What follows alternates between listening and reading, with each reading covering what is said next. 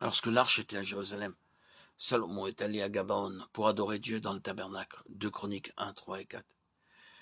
Il n'y avait pas d'arche dans le tabernacle, mais c'était le tabernacle de l'assemblée de Dieu, que Moïse, le serviteur de Dieu, avait construit dans le désert. Il avait une merveilleuse histoire et un système religieux très élaboré et imposant. C'est là que l'Éternel a rencontré Salomon. Loué soit Dieu, nombreux sont ceux qui ont pu le rencontrer à Gabaon, car dans ce lieu beaucoup de choses nous parlent de l'œuvre de son fils. Salomon y a reçu quelque chose, et nombreux sont ceux qui ont aussi reçu des bénédictions. Mais qu'a fait Salomon dès que sa demande a été satisfaite? Il est retourné à Jérusalem. Il a offert des holocaustes et des sacrifices d'action de grâce devant l'arche de l'alliance du Seigneur. 1 Roi 3,15. Quand une âme est réellement enseignée par Dieu, le message du pardon des péchés ne suffit plus. Même la lumière, la nourriture et la vie de prière ne suffisent plus. Ceux qui ont la sagesse d'en haut ne seront satisfaits par rien de moins que par l'arche. La question vitale, ce n'est pas que puis-je recevoir du Seigneur, mais bien celle-ci. Quelle place occupe-t-il? Quelle place est donnée au témoignage de Dieu concernant son Fils? C'est pouvoir dire voici l'agneau de Dieu, Jean 1, 29, 36. Si nous en sommes au stade de l'œuvre accomplie par le Seigneur, nous demeurons encore dans le tabernacle. Que celui-ci se trouve à Shiloh ou à Gabon, cela importe peu.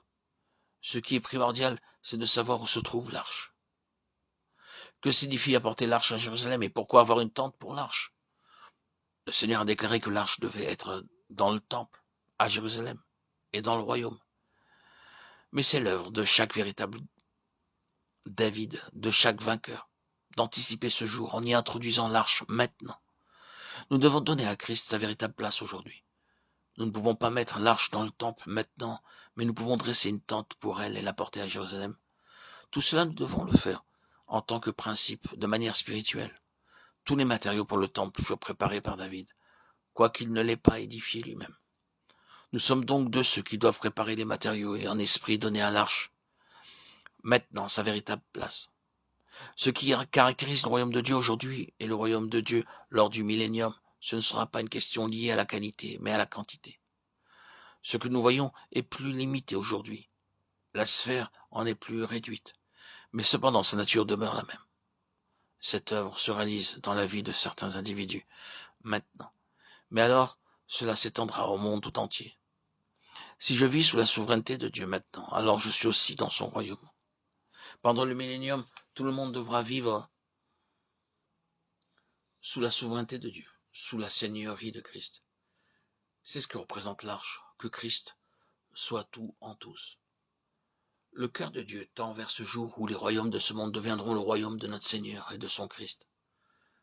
Le royaume de 1000 ans et le royaume éternel sont étroitement liés, car le millénium introduira le royaume éternel. Le cœur de Dieu est tourné vers le royaume. Vers quoi se tournent nos cœurs?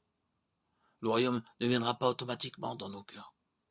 Nous devons faire quelque chose pour l'introduire. Avons-nous dressé une tente à Jérusalem? Préparons-nous ainsi l'introduction de l'arche dans le temple, lors du royaume de 1000 ans.